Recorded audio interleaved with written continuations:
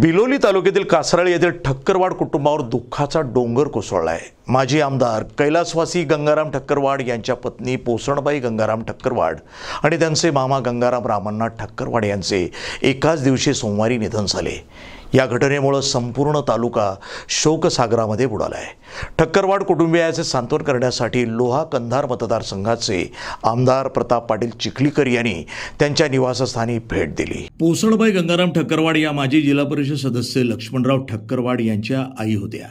सोमवारी सकाळी लक्ष्मणराव ठक्करवाड यांच्या मामांचे निधन झाल्याचं कळताच त्यांच्या आई पोसणबाई यांचे हृदयविकाराच्या झटक्यानं निधन झालं। एकाच दिवशी 2 अंत्यविधी झाल्यानं कासराळी गावामध्ये आणि बिलोली तालुक्यामध्ये हळहळ व्यक्त होतीये।